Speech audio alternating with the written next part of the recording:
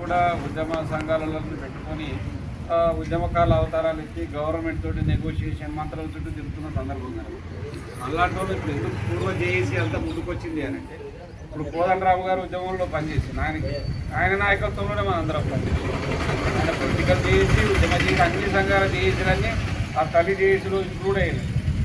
అద్దెకి దయాకరి గారు వాళ్ళ ముందు మనం ఈ ప్రాంతానికి సంబంధం, ఎందుకంటే మహిబాద్ ప్రాంతం జిల్లా కావచ్చు, బయ్యారం కావచ్చు, ఇతర మండలాలు కావచ్చు, చాలా తెలంగాణ రాష్ట్ర సాధన కోసం ప్రాథమిక దశ నుంచి కూడా పూర్తిగా తెలంగాణ రాష్ట్రం సాధించే వరకు కూడా సంపూర్ణ స్థాయిలో పూర్తి స్థాయిలో కూడా ఉద్యమాల్లో పనిచేస్తాం. అందుకనే మనం ఖచ్చితంగా ఉద్యమకారులను, నిజాయితీ వాళ్ళను గుర్తించాలా, ఉద్యమంలో పాల్గొన్న వాళ్ళను గుర్తించాలా.